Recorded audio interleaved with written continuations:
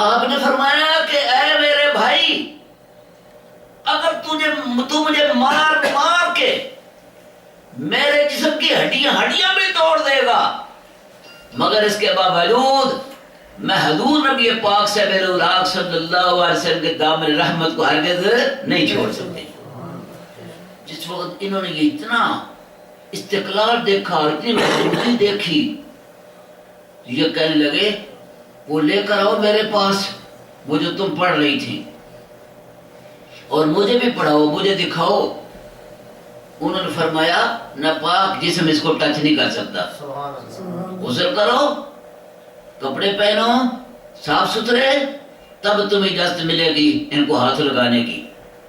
غسل کروایا، کپڑے پہنائے، اور وہ قرآن پاک کی آیات بینات لے کر آ گئی۔ وہ قرآن پاک کی آیات بینات مفسرین کے قول کے مطابق سورہ الحدید کی پہلی آیات میں تھی، سبح للہ ما فی السماوات والارض وهو العزیز الحکیم لہ ملک السماوات والارض وهو على كل شیء قدیر۔ اور یہ بھی کہ سورۃ طٰہٰ کی آیات بینات تھی، بسم اللہ الرحمن الرحیم، طٰہٰ ما انزلنا علیک القرآن لتشقى الا تذکرۃ لمن یخشى تنزیلا ممن خلق الارض والسماوات العلی الرحمن علی العرش استوى له ما في السماوات وما في الارض وما بينهما وما تحت الثرى وإن تجهر بالقول فإنه يعلم السر وأخفى الله لا إله إلا هو له الأسماء الحسنى۔ یہ آیات بینات، جس وقت یہ آیات بینات انہوں نے پڑھی تو کہنے لگے مجھے لے کر چلو اپنے آقا و مولا محمد مصطفیٰ صلی اللہ علیہ وسلم کے پاس، مجھے اپنے آقا و مولا صلی اللہ علیہ وسلم کے پاس لے کر چلو۔ میرے دل میں یہ تڑپ پیدا ہو گئی ہے، میں پہلے دشمن کے حیثیت سے ان کے پاس جا رہا تھا، اب غلامانہ حیثیت سے ان کے پاس جانا چاہتا ہوں۔ انہوں نے کہا بہت اچھی بات ہے، لو چلو، ہم بھی یہی چاہتے ہیں۔ عمر بن خطاب کو ساتھ لیا، بھائی کو ساتھ لیا، اور اس وقت حضور سرور عالم صلی اللہ علیہ وسلم کس خوش نصیب صحابی کے گھر میں موجود تھے۔ آپ نے ان کا نام سنا ہے؟ حضرت ارقم رضی اللہ تعالیٰ عنہ۔ وہ لوگ کتنے خوش نصیب تھے جن کو نبی کریم صلی اللہ علیہ وسلم کی رفاقت نصیب ہوئی، حضور صلی اللہ علیہ وسلم کی مہمان نوازی کا شرف حاصل ہوا۔ اور حضرت کیا خوب ارشاد فرماتے ہیں، جو ہم بھی وہاں ہوتے خاک گلشن، جو ہم بھی وہاں ہوتے خاک گلشن۔ انسان رہا، انسان کا تو ہے ہی بڑی بات نہیں، انسان کا درد ہی بہت بڑا ہے نا، لیکن فرماتے ہیں اگر بالفرض ہم انسان نہ بھی ہوتے تو چلو مٹی ہو جاتے، خاک ہی ہو جاتے جس پر حضور صلی اللہ علیہ وسلم کے قدم مبارک لگتے۔ جو ہم بھی وہاں ہوتے خاک گلشن، لپٹ کے لیتے قدموں کے اترن،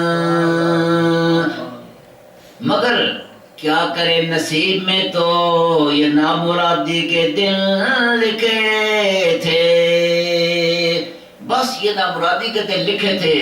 ہم نے 13ویں 14ویں صدی 15ویں صدی میں آنا تھا، کاش ہم اس موقع پر گلشن کی خاکی بن جاتے، حضور صلی اللہ علیہ وسلم تفریح کی خاطر وہاں سے گزرتے تو آپ کے پاؤں مبارک کی لگ جاتی، آپ کی جوتی مبارک کی لگ جاتی، ہم اس کو ٹچ کر لیتے۔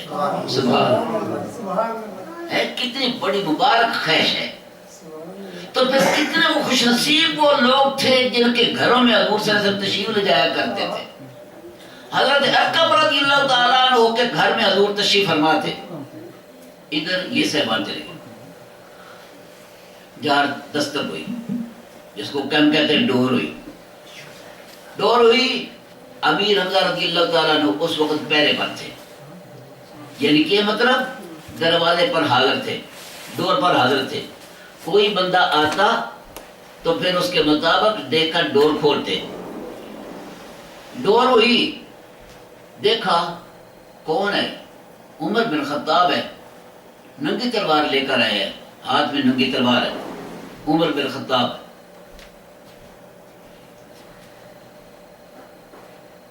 ڈور جس وقت ہوئی تو دیکھا کہ عمر بن خطاب ہے، ہاتھ میں ننگی تلوار ہے۔ نبی کریم صلی اللہ علیہ وسلم کی خدمت میں عرض کی، یا رسول اللہ صلی اللہ علیہ وسلم، عمر بن خطاب آئے ہیں۔ حضور سرور عالم صلی اللہ علیہ وسلم نے ارشاد فرمایا اگر آیا ہے تو اس کو آنے دو، وہ آیا نہیں ہے بلکہ بلایا گیا ہے۔ سمجھ گئے کہ حضور صلی اللہ علیہ وسلم نے سمجھ گئے کہ رات کو جو میں نے دعا کی تھی اللہ تعالیٰ نے کہ حضور اس کی قبولیت مقبولیت کی گھڑی آ گئی ہے، لہٰذا یہ اللہ تعالیٰ کے بھیجنے سے آیا ہے۔ ہماری دعا کرنے کے بعد، دعا کی قبولیت کے بعد اللہ تعالیٰ کے بھیجنے سے آیا ہے۔ اور یہ بھی ہے کہ امیر حمزہ رضی اللہ تعالیٰ نے جب یہ دیکھا کہ عمر بن خطاب ہے، ہاتھ میں ننگی تلوار ہے، تو آپ نے یہ بھی کہا تھا اگر عمر غلط ارادہ سے آیا ہے تو اسی کی تلوار سے اس کا سر قلم کیا جائے گا، اور اگر نیک ارادہ سے آئے تو اس کو ویلکم کیا جائے گا۔ اندر داخل ہوئے تو حضور نبی کریم صلی اللہ علیہ وسلم نے عمر بن خطاب کا استقبال کیا اور ان کو گلے لگایا، ان کو اپنے پاس بٹھایا۔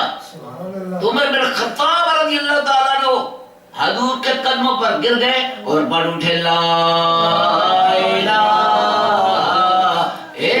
اللہ، لا الہ الا اللہ، لا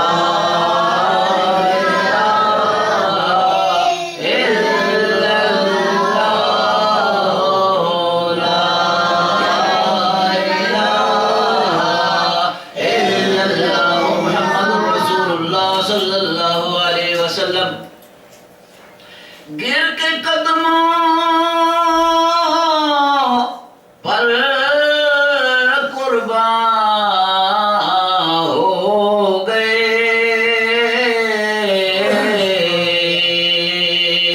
گر کے قدموں پر قربان ہو گئے،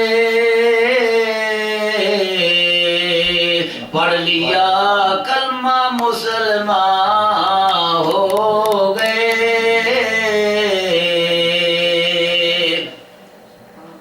جب حضرت عمر بن خطاب رضی اللہ تعالیٰ عنہ حضور کے قدموں پر گر گئے اور مسلمان ہو گئے، حضور کے غلام بن گئے، آئے تھے سر لینے کے لیے مگر تا زندگی ہمیشہ کے لیے اپنا سر دے بیٹھے، یعنی کہ مطلب غلامی بھی آ گئے۔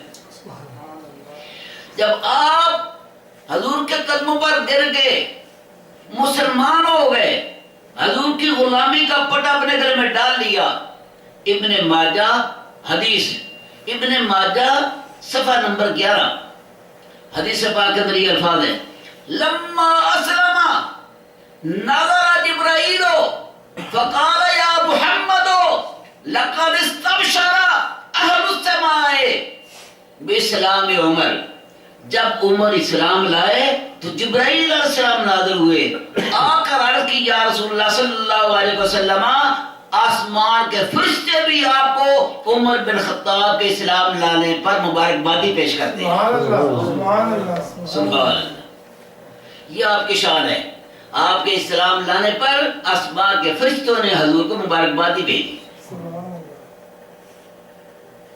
حضرت عمر بن خطاب رضی اللہ تعالیٰ عنہ نے اسلام لانے کے بعد حضور سرور عالم صلی اللہ علیہ وسلم کی خدمت میں عرض کی کہ یا رسول اللہ صلی اللہ علیہ وسلم آپ یہاں پر چھپ کر کیوں نمازیں پڑھتے ہیں؟ یہ دروازے کیوں باندھے ہیں؟ آپ کیوں چھپ چھپ کے نمازیں پڑھتے؟ حضور چلو میرے ساتھ چلو، چل کے حرم پاک میں جا کے نماز پڑھتے ہیں۔ اس وقت ابھی نماز تو فرض ہوئی ہی نہیں تھی۔ نماز کب فرض ہوئی ہے؟ حضور سرور عالم صلی اللہ علیہ وسلم کے دعوی نبوت کے 10 سال بعد، یعنی جب نبی کریم صلی اللہ علیہ وسلم کی 50 سال عمر ہوئی تو سرکار کو